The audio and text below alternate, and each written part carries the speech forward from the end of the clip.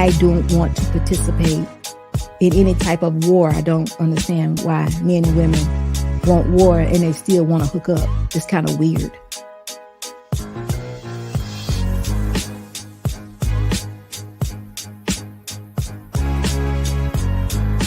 Because so often I've seen that there's programming and conditioning going on that does not represent the man being lifted up. It's more so tearing down. And women, we don't even realize that the conditioning is going on. Is honesty a disadvantage in this space? Because that's how I'm coming. I'm coming with honesty. It makes no sense for us to bring the woman up, and then there's still women out here that are dogging and belittling our men. So we got to get the message that we got to come up together because we're for each other. Y'all do understand that, don't you? I'm trying to share with these women how to be better women, how to prepare themselves to be wives. I'm giving them what I call tools in order to walk out there daily. With a man that truly is having the trajectory of like a high level success. What's your thoughts on that, SB? For me, I build with my husband. I think my husband is very successful now, but we build together. Going in the front door, we build together. And I still think that's the way to do it. Mm-hmm. To me, that's an actual ultimate test. You have a woman, this is a little bit off, but if you have a woman and y'all having a conversation and you're thinking about being married, ask that woman, are you interested in having one pot? Mm. Would you put all your money in one pot with me? Is this something we can do? And that right there, that'll answer all your questions. Yep. You know, that'll give you, does she trust you? Does she like you?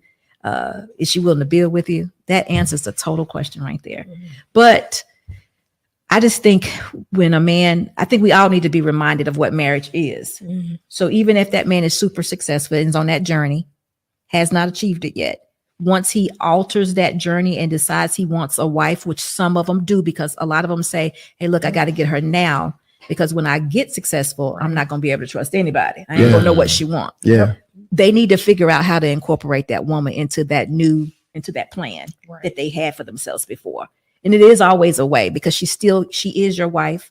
You all should be on one accord and have that same plan. You have to figure out how to put her in there. Right. So it can work, but she still has to know how to play that role, but you have to be the one to give it to her.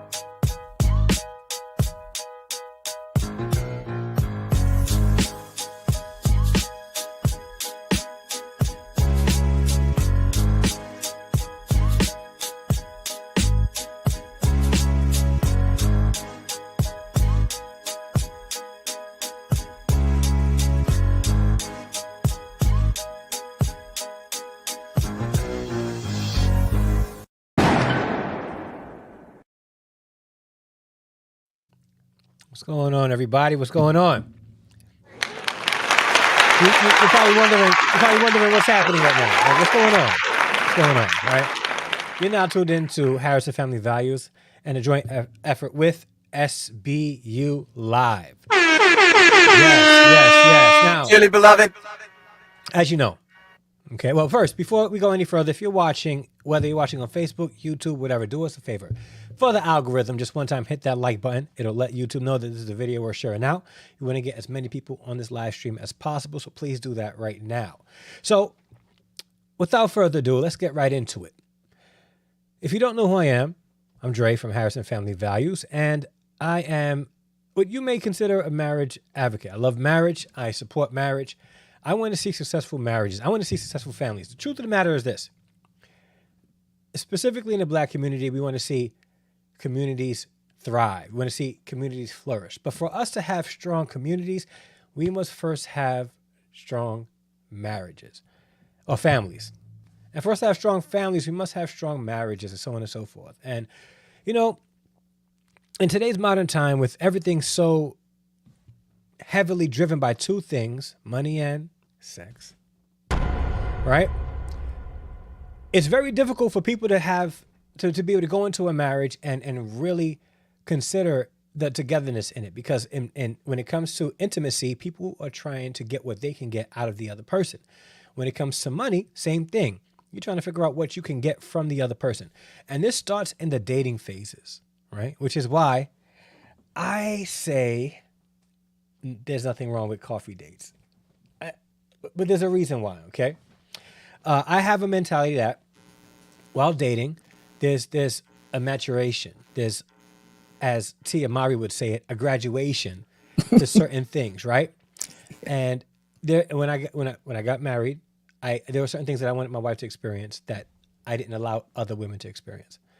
And coffee dates allows for things like having a conversation about the whole 50-50 thing, like SB talked about in the introduction of this video. It allows for genuine conversation. There's no mask being put on. You can be your genuine self and give the other person the opportunity to be themselves and for them to see you, right? But we go into marriage, we go into relationships today trying to put our best foot forward, trying to impress the other person, because for men specifically, and I can speak for men, we are encouraged. We are pressured, if I may say, to splurge and go all out financially for a woman that we're not even committed to, just so that we can get their attention. And I think that that's whack. I think that's nonsense. But then we go into marriage with that same pattern. And one of the biggest reasons marriages end in divorce is because of finances. It's because of finances. And maybe a year ago, I had the privilege of watching a few videos, because she said this in a couple of videos, of SB talking about her current financial situation in her marriage and how it wasn't always so.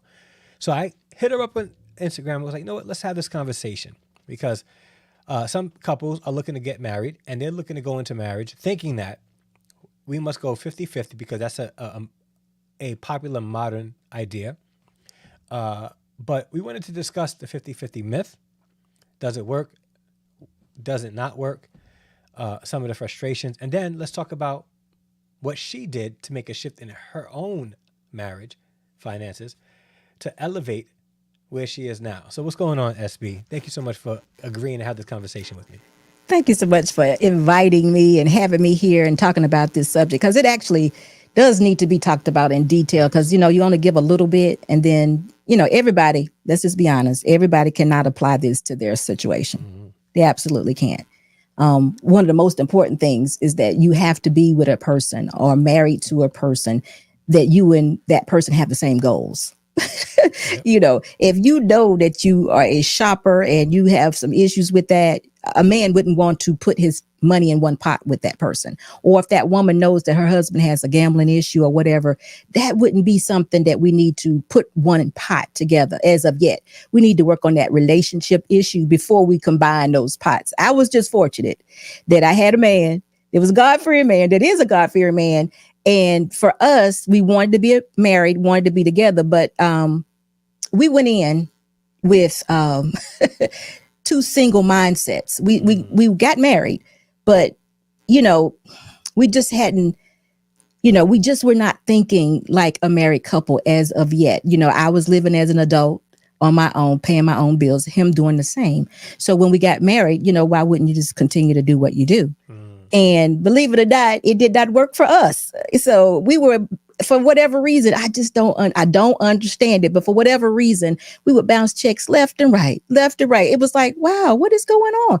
We used to talk about this just like I'm talking to you right now, is what is going on? Why can't we get this money thing together?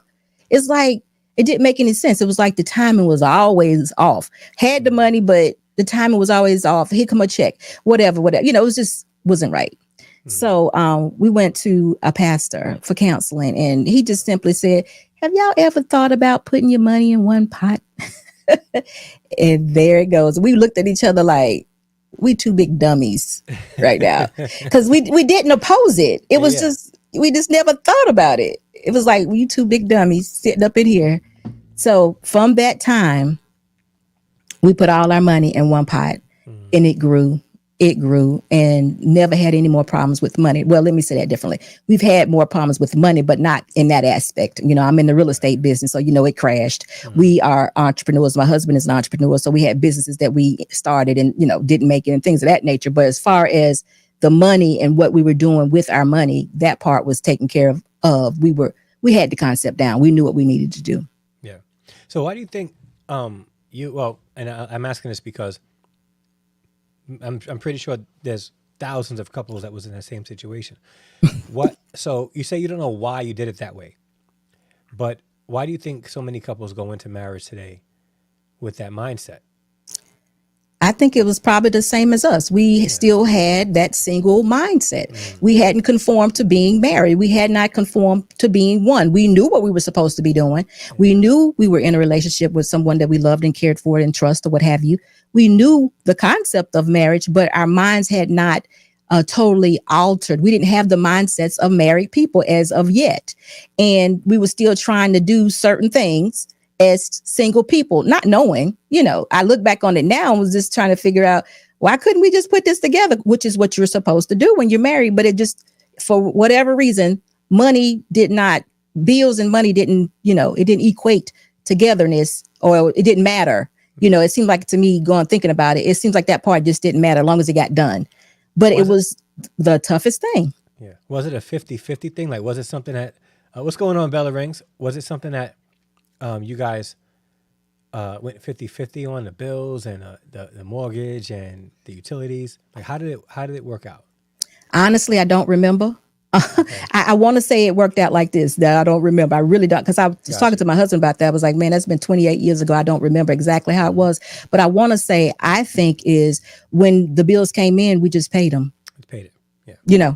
It wasn't like, you're responsible for this, I'm responsible for this. I don't remember even having that conversation because we only lived like that for probably about a year and a half. Yeah. We, bounced enough checks, gave enough money till we realized, what the heck, we ain't doing it no more. So it didn't take us long. We were not selfish in that area. We just couldn't figure it out. I don't know. It's weird. We just couldn't figure it out. Yeah, and once you guys figured out, what happened? The money just like multiplied like it was supposed to, because guess what? If I had 20 or he had 40, 60 is more than 20. So, hey. So now let's talk the percentages, though, because that's the thing, right? I think so. When Kevin Samuels God rest his soul, when it was alive, one of the questions he would ask is, what percentage of the bills he would ask women, what percentage of the bills were you willing to pay? And most of the times it was, I don't want to have to pay the majority of the bills, if anything, right?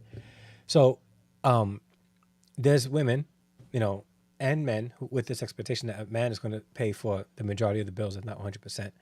And women, have adopted that as well.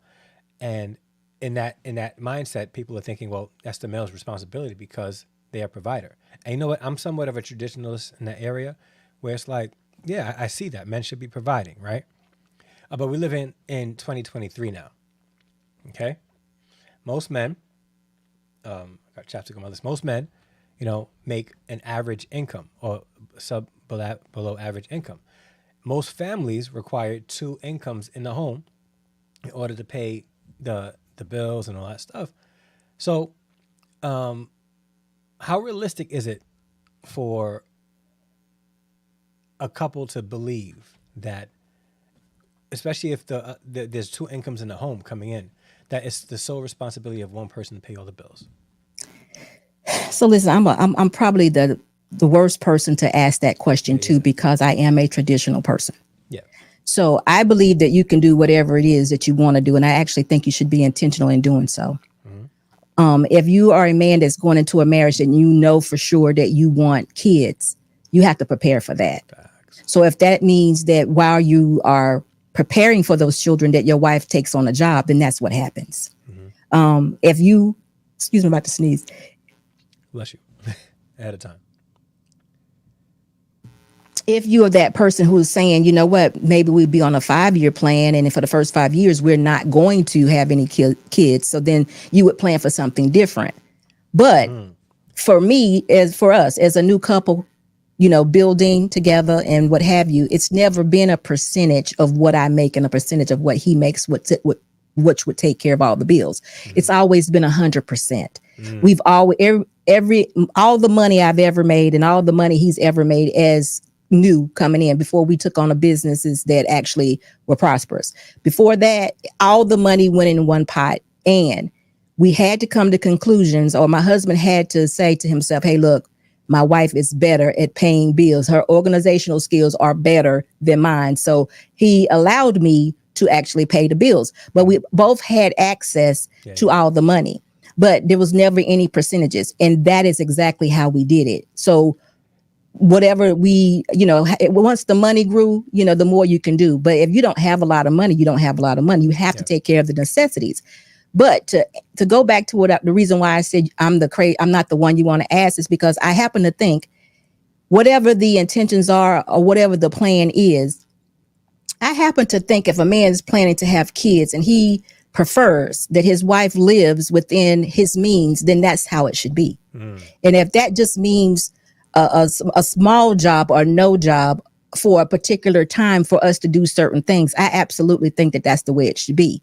I don't think women should be stressing themselves with 10 and 12-hour day jobs just so they can have a lot of material things that do nothing but stress you out and cause stress in your relationship. So that's why I said I'm probably the worst. I don't care what time frame that you're in.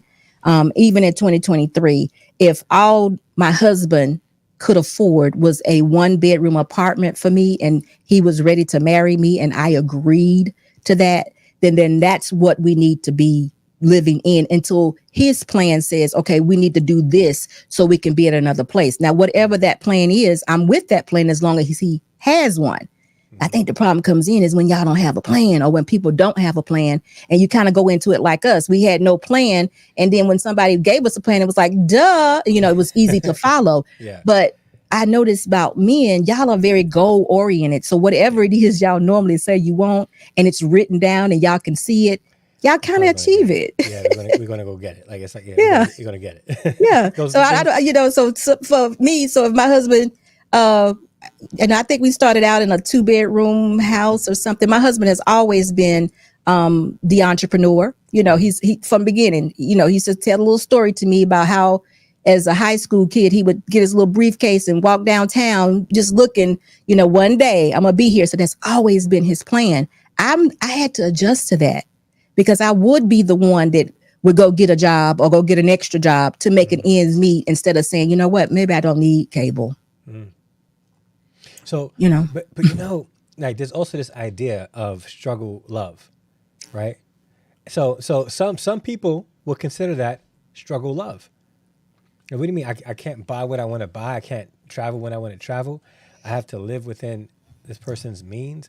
So, because today, again, modern thought has become extremely self-centered, and about not even self-preservation, just self-fulfillment. I want whatever I can have right now, and it's gone beyond when I was growing up, the microwave generation, where we wanted things quick.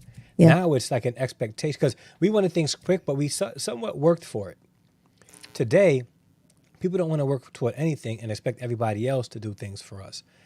So, some people and shout out to Mr. Boss who's doing this thing. But some people may look at that, especially today, some women, and say, I'm not getting into that because that's struggle love. Now, how would you respond to that? I would just tell them, listen, I'm about the long game. Because you can decide and make choices that will have you struggle, because you don't have to struggle. And me, a struggle is lack. But if I have my necessities, I don't think I'm lacking. So for me to go on vacation, I don't have the money to go on vacation. I like to see my money anyway. So for me to do certain things, if I can't do it at that particular time, I'm okay, because I'm on a long-term plan. If when I got 50, I got the $500,000 house, I got the car I want, I got everything that I want, and a bank account, my husband's, prosperous, and we good, then I would rather be there than to have eviction notices on my door because I chose to go out of town versus paying the rent on time. Or, I never wanted to be in a place where, you go into an environment and you want a credit or something like that, and they tell you no. Mm-hmm. I always wanted to be able to stand behind my name. So therefore, I had to make sure I'm living a certain way, sacrificing myself, because it's embarrassed for somebody else to say no. It's embarrassing for somebody else to say no to you. And I think that that's what we need to make sure the younger generation understands. This is a long game. Marriage is a long game. But if you stress yourself out in the beginning, you won't make it there. But if you build with a person and you see the work that you put in, it gets better every, like, it's so funny. Like, I think maybe like the 2 years in, me and my husband went and bought a washer and dryer or something like that. And we was like, oh God, we feeling like adults now. Every time we did something, we felt more grown, more like, more like you're married, more like you're doing something, you're walking in your purpose. I'm saying this now, but back then it was just what we did. But we felt like, it's like when we bought a house with a full kitchen and not a galley kitchen, it was like, oh, I can cook more for you now, babe. Mm-hmm. And then so the next thing was, well, baby, you get me a bigger kitchen, I'll cook more. So it was just always that type of thing. It was never, you need to have it all today. Mm-hmm. And this is all you're going to have. Mm-hmm. It was always a building process that we enjoyed taking. And I'm not even saying, we're not building anymore per se, but now we about to relax in it all. Like you're established in it. You're content. Yeah. And I think that's I'm a Christian, and the Bible says, Philippians, I can do all things through Christ who gives me strength, right? And a lot of people, I was talking about this with a friend the other day. Ironically, his name is Andre Harris, kind of funny. But how we look at that scripture and we don't think about the context of it, right? Where Paul in that scripture was referring to how he knew what it felt like to have and have not. Yes. To achieve, to have money and go without.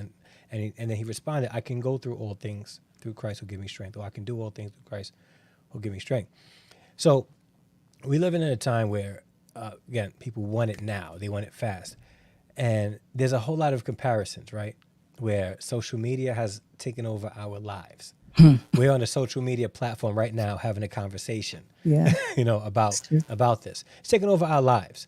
And for young people who probably didn't have, they see others who have, and they want, and they have this expectation of it. So do you find that plays a part in how, one, young people today are choosing spouses, and two, how they perceive relationships when they go into it? The way they're choosing spouses, they're basing a good man on external features and preferences and things like that. And that money is no representation of a good man. It's just kind of crazy when they say things like that. There's no representation of a good man, because money comes and goes. Mm-hmm. But I always hear that somebody says a good man, they automatically say one that makes, has provision. Yes, provision is good, and that's one of his duties to have provision. But what exactly does that mean? It means for him to provide the necessities. That is a good man. There's some other things too, but and then they'll say, well, he has to be 6 feet tall. What in the world does that have to do with a good man? Mm-hmm. So you are exactly right. I think they are very confused about longevity, the long plan, and they don't know what to look for in a good man, because we are in a total access. We got total access to everything. We're seeing modelless people in their most beautiful, we're most beautiful behind these cameras, right? So they're seeing only that. So they're not actually, it's not real. They're making a list. There's nothing organic about the relationships because you're not meeting people. Lately I've put out that I would prefer that women and men just date on referral. Make sure you're dating somebody that knows somebody that know you. Yeah, no more of this, Swipe left. Yeah, No no, because you just don't know what you just don't know. And that could be such a bad situation. I mean, it could be deadly. So, But that's a good point, because if somebody is referring you to somebody else, they have done some level of vetting themselves and they think that you guys might be good together. yeah. And then not only that, they know they can say what is good and what is bad. I mean, as long as you're going in any situation with your eyes wide open, it really doesn't matter. It's your choice. Yeah. But you just don't want to be with somebody and then 3 years later figure out he's a serial killer.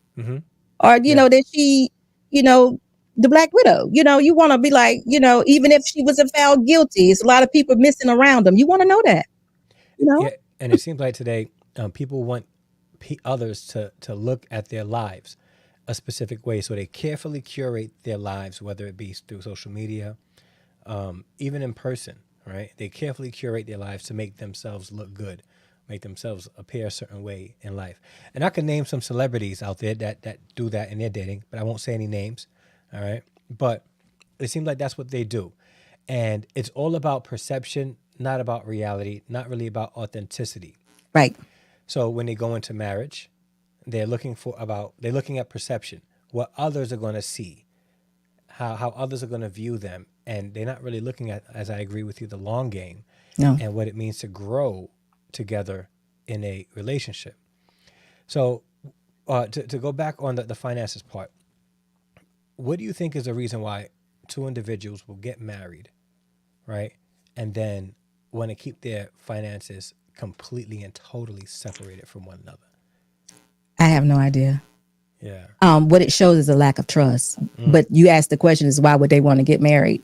Again, I would say it's probably the same thing that me and my husband suffered from when we went into our marriage. It was not a lack of trust. It was just, we had not changed that mindset. Our mindsets were not totally on being married. We didn't oppose it. So when somebody said it, it was just like the light was turned on, like, duh, because we did not have premarital counseling. We didn't. We always participated in a lot of couples ministries and things of that nature, but just one-on-one counseling we did not have. So it was just, I hate to say it, but it was just something that was overlooked. And I think a lot of times that is what happens in marriages, getting into a marriage, we overlook. But now I'm here and you're here and a lot of other people are here. See, we didn't have social media. So it was just, you had to look at your parents, or look at some other married couples or things of that nature to see maybe how it was going. But to sit down and talk to someone about their finances, you weren't going to do that. Nobody was going to share details about it that way. So it was just one of those things that we felt like, okay, you took care of yourself. I took care of myself. Okay, now we're together. Why wouldn't we be able to take care of ourselves? But it was just, but again, I think a lot of problem is we have women and men, right, going into marriages financially, and they're looking at the finances of the man because he is the provider. True. And they're saying, okay, as a Black man, oh no, I'm not going to say that. As a man, average in the United States, it's about $57,000. It's maybe a little bit more for a man. Okay, so what can this man, he's going to make that decision on what it is he can actually afford to do. If he's living in that 1-bedroom apartment and he has a car and he's living perfectly, everything's fine with him. And he has a plan for his life. Another 5 years, I'm going to do this and this and this and this. Excuse me. That is his plan. If he decides to take on a wife, she may look at that as though this is not enough. What he needs to look at is that she's not a wife. It's not for him to bring her in to put her to work so they can have more stuff.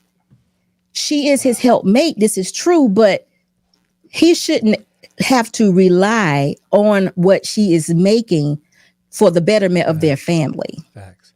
So why do you say she's not a wife? Let's go into that, because I know some women are watching this and they're like, all right, SB is on one right now. I'll be on it a lot. Well, the reason why I'm saying she's not a wife is because her mindset has not changed from being a single person, a single-minded person who thinks about herself and her well-being, to being a married woman whose concentration is her family, her husband, and her family. Yes. You get what I'm saying? See, because I don't think people equate lack of money with stress in a relationship. Yeah. You know what I mean? And if we don't make the choice to make and create these bills, we don't have the stress behind them. Yep.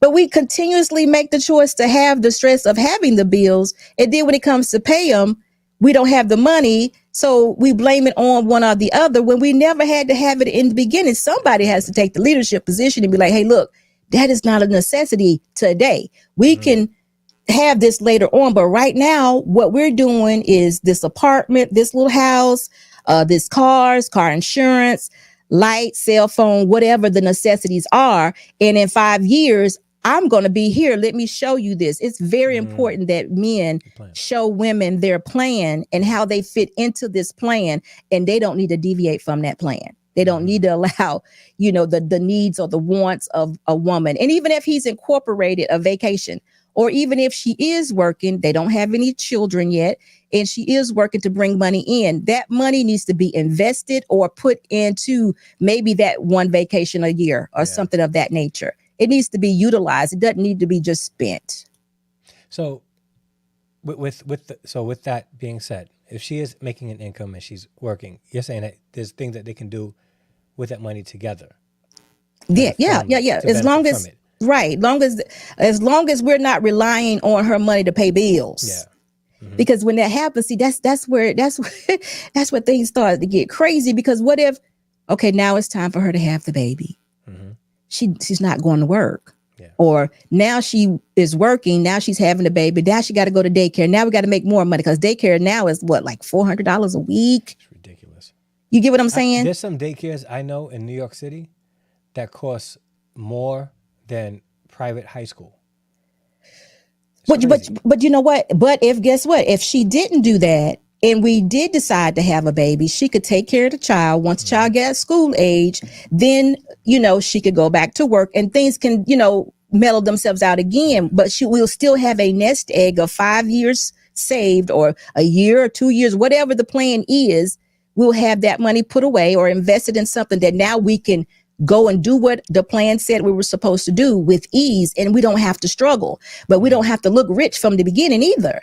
We can look smart and we could be in love with each other and be romantic and into each other, laughing, liking each other for some long term. It doesn't have to be, oh, you make me sick. Oh, you lazy. Oh, you don't make enough money. That type of stuff. Because one thing I do know about women, I'm a woman, we do require security and stability. Yeah. And once that's left, we don't have it, we are not good friends. We're not good people. Got you. So let me ask you a question about the 50-50, right? Okay. What are some caution flags you would give a couple going into marriage thinking that 50-50 is the best way to do it because there's two incomes? I would definitely, I don't know if I would put out a caution flag. It's okay to have two incomes. But the 50-50 part, I would say don't require her to pay any bills, because this lends to stress. Because if you are planning on having children, the bills still have to be paid. And if you have already volunteered 50% of your income, which again is a roommate situation, if men typically make more money, and we're talking about 50-50 in finances, y'all, that's it. Yeah. If a man is making more money than his wife, and he's paying half of the bills and she's paying half of the bills, there's already a deficit. We are already looking at each other like there's a problem. Because what if she, who knows what she's doing, where she's working? She may only work part-time. To me, that just adds stress to the relationship when you could put all your money in one pot. Both individuals have access. We have some sort of plan on what we do with money, some sort of budget. till we can get to another level in the relationship, whether it's children, whether it's whatever, school, college, whatever the situation is. We just have to have a plan on it. 50-50 is not something you do in my opinion, in a marriage relationship. If that's something you want to do, to me, it shows a lack of trust. I do know that people do 100% different ways, whereas we might have a bill account where we put money in here and this is for bills and things of that nature. We're totally transparent. Now at this point in our life, we have several different accounts, but our names, both names, my name and his name is on everything, and everybody has access to whatever it is we need to know. There's total transparency. And, we have gotten to a point where we don't have to pretty much check in with what we're spending and what have you. But I think that that type of accountability is necessary until you do reach a certain level within your marriage financially. You do have to account for the money you spend. You definitely do. Yeah. So Trey is in the chat. What's going on, Trey? Glad you're here. He's giving some pushback. One of the comments he says is, again, y'all need a software update. Ad hominem, but I'll accept it.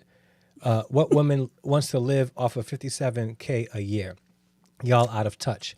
So if I can just, I don't know if he completely heard you in what you were saying. What SB was saying is that a wife would look at that salary and live within her means, and not saying that they're going to stay at $57K. Now, I think Trey has a point as far as in today's time, a lot of rhetoric is being spewed out there about struggle love, about women settling and things like that. So I understand where he's coming from with this. But truth be told, if you find a good woman who has a wife mindset, not a single woman mindset, she's going to look at that $57K and say, you know what, the extra money I make, can go to those things, and we'll look at how we can level him up so that in 5 years, because he has a plan, we don't have to be in that space. So again, I think Trey is looking at the now and not looking at the long game. And this is not me like attacking Trey. I just think that Trey has a point because of what's been spewed out today as far as rhetoric. But the reality is a good woman will say, okay, that's $57K right now. It won't be $57K in 5 years. It definitely won't be that in 10 years. I'm here for the long game. But then he did ask a similar question. Why can't she pay half the bills? What is she doing with her money? So I know you touched a little bit about that. If you could just remind them. Well, I would always suggest that all monies go into one pot. So what they would decide to do would be whatever the husband's plan is for his family. I would suggest we invest the money, or if we're having children in 5 years or whatever the situation would be, we would put that money away. Now, it also could include that we go on vacation once a year or something like that. But it would be a plan that we would have. But what we would not do is live off of it. And to your point, if a woman did not want to live off of $57,000 a year, and that's what that man is offering at that time, that good man, he's offering $57,000 a year, and she says, well, she doesn't want that, then she just did him a great favor. Because like I said, it's a long-term thing. We're trying to keep people married forever. And then to do that, that requires sacrifice. And sometimes you have to sacrifice in order to make it to the long term. If finances is one of the number one thing that breaks up marriages, why wouldn't you want to lay out a good financial plan that keeps you engaged long term? I mean, if I know that I'm gonna get this job, or your wife is gonna have a job that stresses her out. I've already said this so many times. When a woman is emotionally stressed, tired, and things of that nature, men, y'all are not getting no sex. That stresses out a relationship. It's not going. That better be dry. It'll be a dry bed. So I'm trying to keep the relationship intact. So if y'all don't want to hear how to keep the relationship intact, you're going to do what you want to do. But I'm telling ladies, it's okay to live off of $57,000. What is it that you want? Now, what is it that you want? If your husband calculates or put in plans something special or whatever for you all, and y'all agree on it, I think that's absolutely the way it should be. Yeah. But I live off of one pot. Food, lights, those things are the necessities. And that that probably lasted for about 5 years with us. Then we would start, became able to start spending money, then we started buying investment properties and things of that nature, but it was always done as one. It was never done, oh, he over here doing this, he over here doing that. And then let me just share this part with you all. So again, I've said this a lot. I went and got my real estate license because we were buying investment properties. For many years, y'all, year after year after year, I made over 6 figures the whole time. I put all that money in that one pot. And that money was to buy more investment properties, to open more businesses and all that, everything, whatever happened until about 2009. Y'all know what happened. But anyway, I did that. And I think that this is my opinion. I just think that was a way we were setting each other up, because since that time and in between time, my husband's businesses has always been what we lived off of.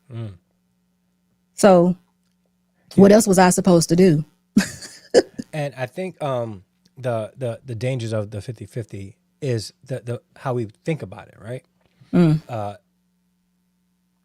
A man pays half, women pay half, right? Because they have 2 incomes. So when you have a 50-50 mindset when it comes to money and marriage, you don't really have a complete mindset of oneness within the marriage. Because now, and also it becomes a matter of contentment. Because let's say, for instance, she had to cut back on hours, or they're downsizing, and they didn't want to lay her off, but she's no longer salaried. She's hourly now, and they cut it in half. Now she has 50% of the bills that she has to be responsible for, but she can't pay now. So now you're supplementing it, and now you're frustrated because you have to supplement that income. And it could be vice versa, because a guy could be making 6 figures, she could be making 50K, and now he's making 40K, and now she's got to supplement. It's going to be a source of frustration. But what if, and Trey, I'm talking to you because I think you agree here. What if there is no 50-50? There is no you pay this bill, I pay this bill, or you pay half this bill and pay half the bill. What if you put everything in the same pot? Everything. Pay every bill from there, right? What if we do that instead of looking at it as a 50-50 or a shared responsibility? Like, you do this and I do that. What if we look at it like, okay, we do this? What if we can look at the marriage and not what in the marriage, because we understand that whatever you make, we make. Whatever I make, we make. Let's do this thing together. Right. But what if we look at it like that? Yeah. But not only that, we talk about in this space so much about women and their need to be equal. If we're making them equal or accepting the fact that they want to contribute equally, what exactly are we doing?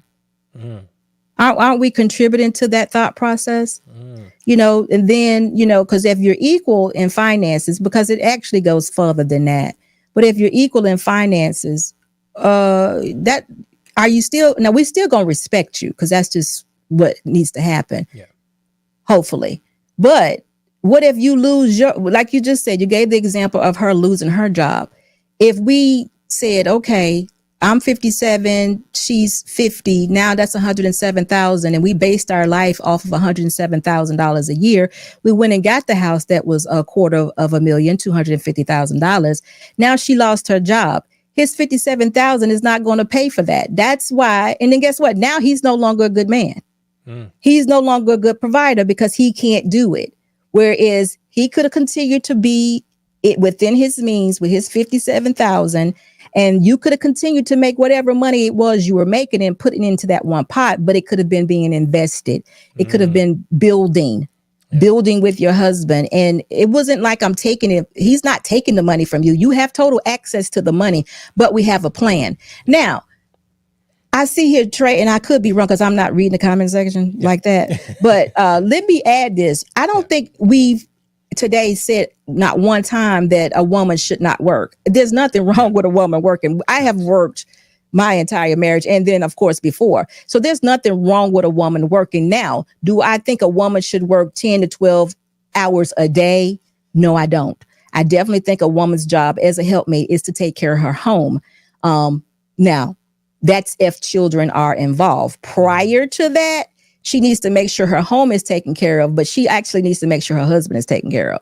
She don't need to be coming up in here tired, talking about I'm stressed out, my head hurting, I'm feeling some anxiety because I got this. No.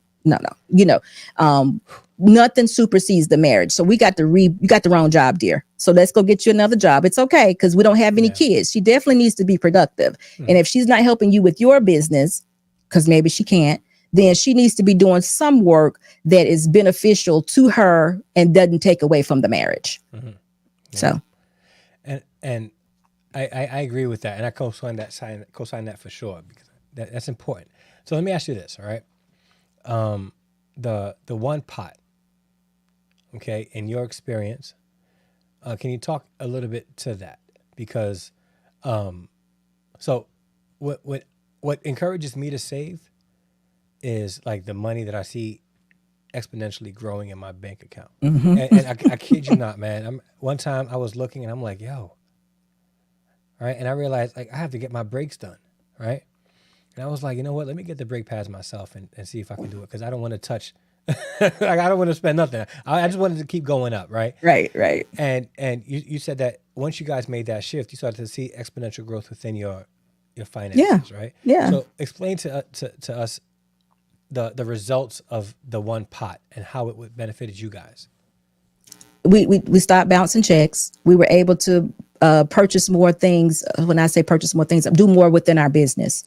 Because like I said, I think one of our first businesses was investing homes. Because we also started out paying people to fix and got stuck one day. They was like came to work, didn't come back anymore. So we too was like, okay, we could save money here. And then we also looked at it like, okay, we could save more money here if you sell our own houses. So that's how all that came about. But you know what, Harrison, let me tell you something. I just don't think we know relationships very well. We don't know marriage very well either. But if someone can just sit down and talk to some people and just listen, it was a young lady. She gave her testimony and she said, you know what, I cut back all my eating out at certain places. I only ate out once a day or something like that. She did a lot of changes, and all those changes that she did, she took that money and she used to send it to the bank and put it in a savings account. And she never checked on her. She didn't go to the bank. She would just send it to them. And she never checked on her balance or anything. So because she said she had a goal and it was something she wanted to do. So for 3 years, she took all this extra money that she was spending and she kept sending it to the bank.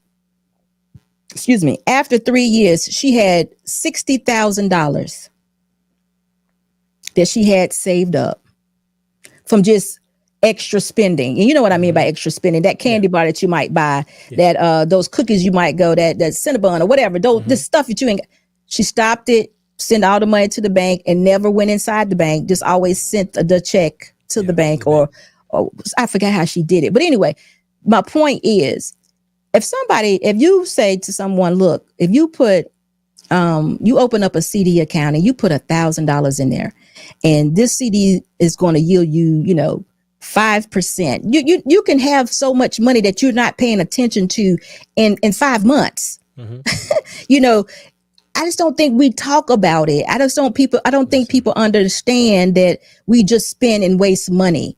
I'm a woman. I like to shop. I'm not gonna lie. I like nice things, but there has to be a limit to this, or it has to be a time. Like when I was younger, I could not do that. So you get to a point where I've got all this money here. I can do this, but it's not something that you can do all the time. You have to be able to be smart enough to invest some money for your future, because you're in a long game. You're not in a short-term game. And I just don't think we are taught that. I don't think people teach us how to be married. But you're right. We're not taught that. We're taught that from a woman's perspective today. Get what you can out of the man. All right. Trick if you got it. And men, sow your oats, at least 50 women before you settle down with the one. Like we're not taught how to engage with the opposite person or opposite sex when it comes to relationships in all aspects. And some of us grew up in homes that we never saw that. We never saw that happening, right? So now we're getting into it, and we believe it's a man's responsibility to do all these things for me, all right? The man is thinking, if I'm doing all this, I expect all this to happen. So why isn't this happening? the reason why I think that's happening is because we don't understand that when we go into a marriage, we're really we're really going into it with the understanding that I am looking to do for my spouse as well as myself. I'm looking to do for my spouse, my family. I want to see my family elevate. Some people marry because they got a nice little shorty on the side. She's mad pretty. This is my shorty right here. She's going to make me look good. You know, some women may get married because he's got all these nice things and I'm going to have a better life inside of it. And they're not looking, okay, what can I, and this is the thing, right? A couple of years ago, women were triggered by this statement. What do you bring to the table? Okay. But that's not a question that should go only one way. The true question is, all right, how are we complementing one another in this marriage? How are we complementing each other? Meaning, how are we complementing, coming together to make sure that this is going to work? And I don't know if we have that mindset today. I don't even think it's encouraged. You know, I think you should go into a marriage with no intentions on getting out of it. First thing. I think you should say to yourself, I'm going to do whatever it takes to make this work and to be successful. If that is your mindset on a daily basis, so that you're telling yourself, I'm going to be successful today. And this is what I got to do. Yeah. And you're telling yourself that daily or weekly, then it's you yourself being successful. It has nothing per se to do with what your husband is doing, you know, or not doing. I'm going to be successful today. So this is what it looks like for me. I'm going to do this. And if it requires me to do this, whatever that may be, you know, if it requires me not to spend, $2,500 on that Louis, I can't spend $2,500 on that Louis. I really like it, but I can't do it, you know, because that is not a measure of success in my marriage or whatever it is, you know, whatever it is every day or every weekly. If you're saying to yourself, I am going to do that. This is it's the most important relationship that I have outside of God. It's got to be good. Yep. It's got to be successful. I'm going to pour all I got into it. I'm giving 100%. You know, the 50-50 is something that you do, is something that I did with my female roommate prior to being married. That is not something a husband should even expect from his wife, because a woman in marriage, we have other purposes. Husband is one, family is one. Now, if he decides that is not what he wants, then that woman would have to make a choice whether to say I do to that proposal. Yeah. And, you know, it's up to her. But to expect, I think, for a woman to do 50-50, I think in finances, right? I don't think that's something that a man should even want from that particular woman. Again, I think he can do best with a plan and a helpmeet, or a helpmate, whether her contributing to make something happen per se. You know, if her 50% is the only way we can pay our bills, then we're in too deep. Yeah, and I think that's a lot of that makes a lot of us, like, it goes over our heads. It really does go over our heads, because for some of us, we're thinking, well, she's working, right? So why can't she do something? Why can't she pay for something? And she can, but it's all going in one pot. Whatever y'all want to do. You know, it's not that she absolutely can pay for, but it's not her paying for it. We're paying for it. She's paying for it. Pot. So we have to listen. If you're struggling, seeing another person, becoming one with another person, sharing your entire life with another person as one, you know, you see her, you see yourself, you see him, you see yourself. If you can't grasp that concept, then marriage is not what you really, really want. Yeah. So just leave it alone until you can get to that place, or if you never get to that place, you'll be fine. But that is what's required. It requires sacrifice, and it requires being one with another, because I'm saying this to do it successfully. That's what's required. Because when something catastrophic happens, do you look at her like when you do lose your job? You've been working 20 years. They may not know this, but you remember 20 years ago when that first, it's actually even longer than that, but that first saying they go on postal. You remember that, right? I remember that. Okay, that came because there were so many postal workers that had been working 20 plus years on their job, and all of a sudden they were just laid off. They were sitting down counting the months and days where they were going to retire, and it was all taken from them. Yeah. It was taken from them. Now, whoever she was married to was living or had lived off this postal job for 25 plus years, and now it's gone. Now he's no longer a good man. She's no longer a good woman. What do we do? How do we function if something like that goes on? If we're not living within our means, or if it's requiring two incomes just to live, just for the necessities, then we have an issue. You know, you were talking and I'm reading the comments. You know what would eliminate completely the whole 50-50 discussion? It is the one pot, because if both incomes are put into one pot, there's no question about who's paying what. None at all. There's no question question on who's paying what. Like, the bills are being paid by who? By us. By us. Yeah. And guess what, man? If you're the person that's best with paying bills, you do it. It's okay. I'm taken care of as a woman. And if the woman is best at organizational skills and paying the bills, you let her pay the bills. Yeah. Now, again, if you don't trust the woman that you are trying to marry, you really shouldn't marry her. I mean, the woman that you're married to, that you're going to spend the rest of your life with, or vice versa, if you're having these thoughts in your mind that they go steal your money, take your paycheck and run away with it, all that good stuff, then you don't want to marry that person. That you're not right. It's not right. Bad job vetting. You did a terrible job vetting. Horrible. And guess what they'll say? Oh, but people can change. Oh, yeah, they can. You can too, because you have that same access to that one pot that other person has also. Yeah. Make the marriage work for you. It's not bondage. It is kind of a bondage situation, but it's a good bond. You can make and create a good bond with another person that you love and trust. You absolutely can. Yeah. So we've been in this conversation now for about almost an hour now, right? So in closing, right? Let's leave it to 3. What are 3 things that a couple can do in their marriage in regards to their finances, all right, that will level their finances up for exponential growth in the next 5 years? You got to come up with a plan. Boom. Or maybe I should do it the opposite way.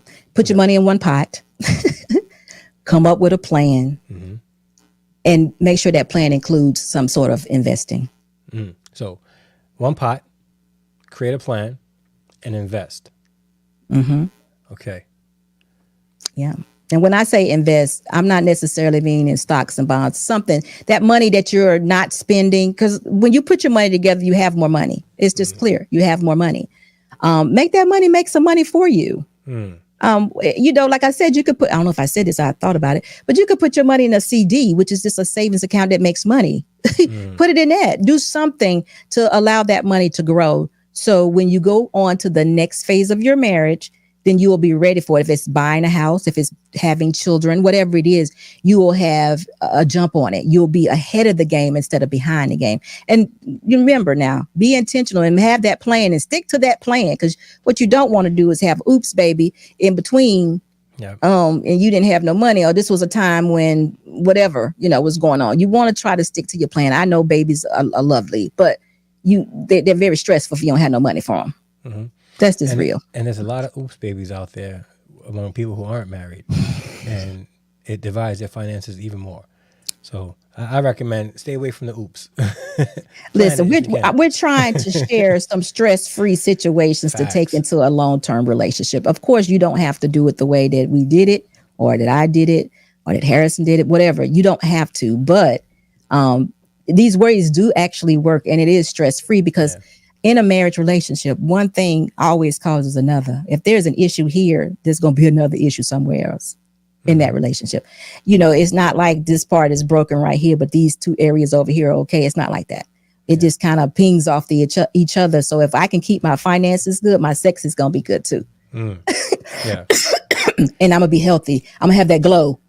All that stuff is going to work in connection with each other. Yeah. But if the woman, if she loses her security and her stability, she gets cut off notices, she gets eviction notices on the door, things of that nature. It's not going to be good. No. It's Not at not. all. You're gonna have a terrible relationship and probably head to divorce. And keep in mind too, in my opinion, this is my opinion. Y'all can say a whole lot of things, but in my opinion, the only reason why divorce actually happens is because of selfishness. Mm-hmm. It could create a whole lot of scenarios can be created, but the end thing is someone was selfish and decided to look out for themselves. Facts. And that's what broke up the marriage. And I'm glad that's a good segue into me wanting to read one of Trey's comments. Trey says, how do you have more money if you put it together? If for two people, if I have more money, I will have more money if I pay half the bills. You may have more money if you can find a roommate to pay half your bills. But we would have more money together if we have one pot and do it that way. So I think you mentioned this also, right? So you said a woman who can't look at even something as low as $57,000 a year and can't live within her means is not ready to be a wife. Right. I say, and Trey, this is not a matter of offense to you, just based off of the comments that you say. If you're looking to get married and have your wife pay half the bill so that you can have more money, you're not ready to be a husband.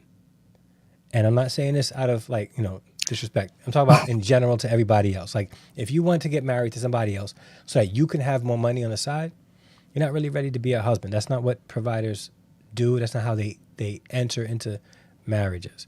And this is not like an attack on Trey. Just wanted to share that. But unless you want...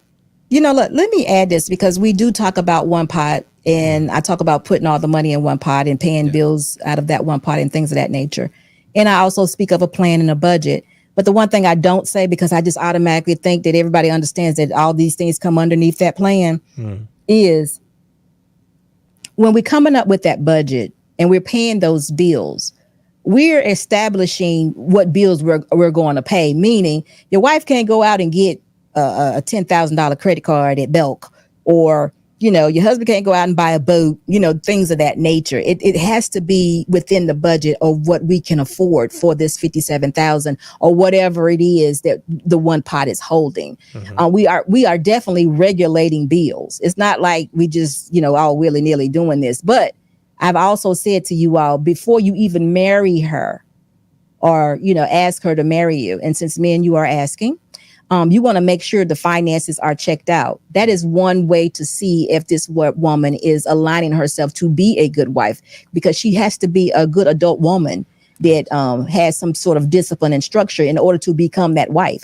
There has to be some kind of mindset shift or shifting taking place to be able to be a wife, because it's no longer about you. So we got to be showing you that, I can pay bills, I can make sure the lights stay on. I can make sure my car is clean. I can make sure that, bill collectors are not calling me, that I'm not going into debt. You don't want a liability. You want an asset. Facts. So the wife needs to look, or the woman you choose needs to look like an asset. So I think it's very important in your responsibility to vet her to see if that is what she looks like. In her, ladies, I've said this before. I don't think that we're in a position to vet, meaning asking questions of the men, but we definitely can pay attention. If you go over to his house and there's a bunch of past due notices on the table, he's got child support, 2 or 3 kids, it may not be a good investment. So it's things you want to think about, don't just, love, it ain't all about the love. Is you going for life together with one person. You want to make sure that you can do this for life. So pay attention to their finances. If you can't ask, he's going to ask you the question. Y'all need to ask the questions. Who do you owe? Got some student loans? How much you owe? And even if you got to work towards paying those things off because she's a great girl before you actually marry her, then that's what y'all have to do. I think that's her responsibility, but she needs to understand that, hey, this is not something I want to take into my marriage, so I'm going to concentrate on paying this off. Yeah. You have to prepare for being married if you're not already ready. Agreed. A Lost in Translation said, Trey has a good question. He wants to know what's in it for men, the one pot. Because there's a lot of men concerned with what, they get out of a marriage, right? because they think that marriage could be a financial liability.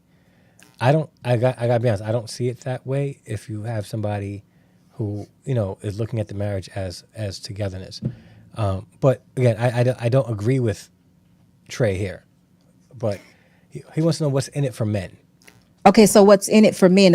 I'm assuming that we're assuming that the man is the one that's making up. My apologies. He never asked that question.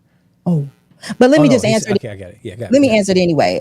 So we're assuming that with the one pot, the male is he's the one that's making the most money. That's what we're assuming, right? Yeah. And we also are assuming that the woman is the one that is paying the bills if those things are benefits. But whatever she would benefit is the same thing that he would benefit, because like I gave an example, in 2023, a lot of women are making more money than men. And if their husbands, their spouses, what have you, and if that woman is willing to put her money in one pot with her husband, and her husband is the one paying the bills, it would be just the same benefit as it would be if he's making more money than she, and she's putting all her money in one pot, and she's actually physically paying the bills. Y'all act like y'all relationships gonna be somewhere like in the wild west where people just doing stuff. That's not marriage. Marriage is people, we're looking out for each other's best interest. Yeah. You don't let your wife go. You don't let your husband go. That's your man. You got to be good. So you making sure he has everything he needs, and vice versa. So that's not your enemy. That's you. So it's not about the money. And far as benefits go, there's a lot of benefits to being married. Your wife takes care of you. She actually finishes and completes that circle. She does. You are definitely logical, men typically. She adds that emotional, and sometimes she ends that. She could be the closer, or you could be the idea person, or she could be the idea person. You're the closer. She gives you a whole nother vantage point to what is being done. She completes the circle. Yeah. Women typically complete the circle. Now, if you meet a woman and you don't get that from her, then maybe, you have to think more about what it is you want out of a marriage relationship. Yeah. Because it definitely she should be some sort of, she should add some more balance or some sort of completion to who you are. As in, not saying that you wouldn't be great without her, but God put us together. He made her and created her or women from you. So there's a purpose for it. Yeah. So, there's a benefit. If I can add, hopefully I can, if a man goes into a marriage wanting a woman to go half, right? That's your prerogative. It might work for you guys. Just don't expect her to be that traditional wife that many men want. If she's going half on all the bills, right? You need to go half on all the other responsibilities in the home. That means you cook half the time, you clean half the time, half the time you're changing diapers, half the time you can't nurse the baby, but you're going to feed the baby. Half the time you're taking them to school. And so if it's going to be 50-50, right? Then you're going to do 50-50 on all things. However, if it's a one pot thing, right?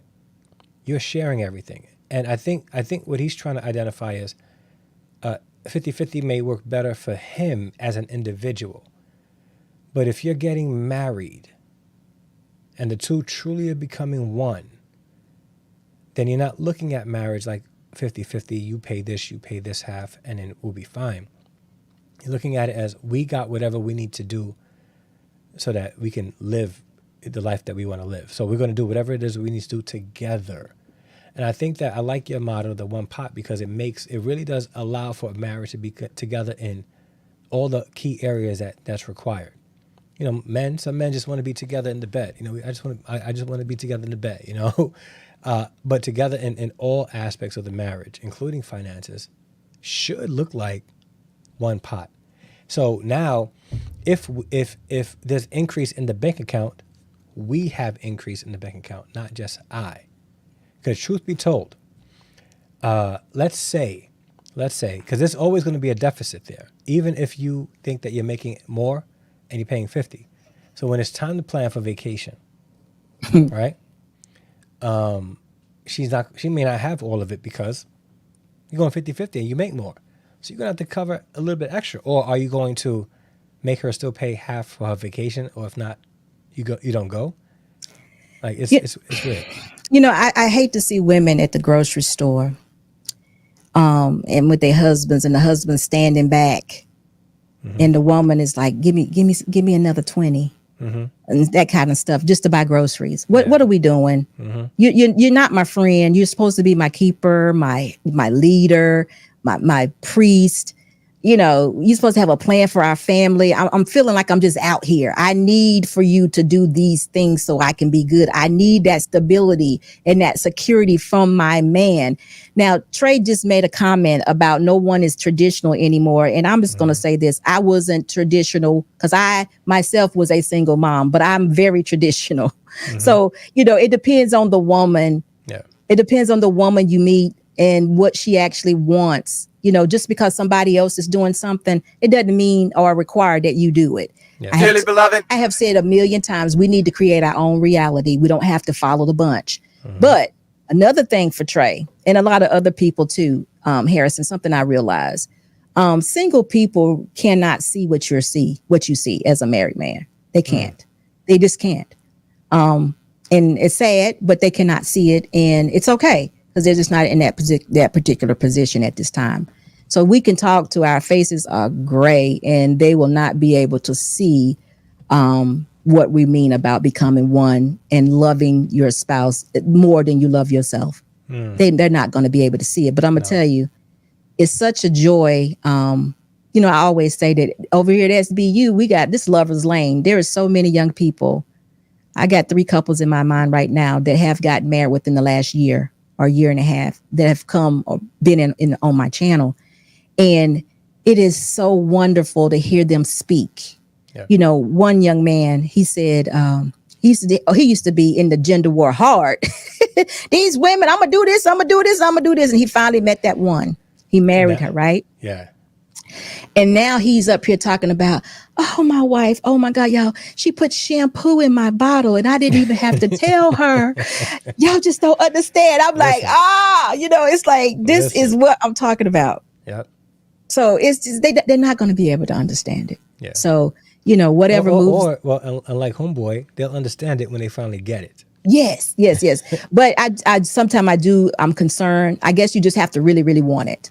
And, you know, the fussing and fighting is just what you do to try to, you know, put up your defenses to get rid of the ones that are not sincere. I don't know. But, you know, so we just can only plant seeds to it. I try to live my life as an example. I have the results for it. Of course, I mean, I would love to share my entire life, but that may not come off well, you know. But I can only share what I know, how I came to the knowledge of it, and, you know, answer questions going forward. But you actually have to put in the work and you have to be open-minded to it. But I can tell you this, it appears living a single life, you know, is not quite satisfying for some. True. So, Sis, I appreciate you so much having this conversation with me. Like, I really do. Like, it's needed. And some people may have some different ideas about it, which is fine. But nonetheless, I think it's necessary. It's worked out for you. It's worked out for a lot of other marriages. In fact, almost, you know, all the financial experts that I've gleaned from say the same thing, that the one-pot method in marriage is the best because it helps the marriage flourish financially. So thank you so much for your time and sharing your story. I really appreciate it. You're welcome. And we got to do this again. And Trey's still over here talking. Trey, I typically dismissive of commentary. No, it's just, listen, just like Harrison just a moment ago, and I'm going to definitely let you guys want to say this. Yeah. Just like a moment ago, you mentioned people, you gave an example of women who just don't want to be married. They're very rebellious or what have you. And you also gave an example of men that just are selfish and just don't want to be married. I'm not talking to them. I'm talking to people that want to be married and want to be good wives. That's who I am actually trying to, that's who I want to hear me.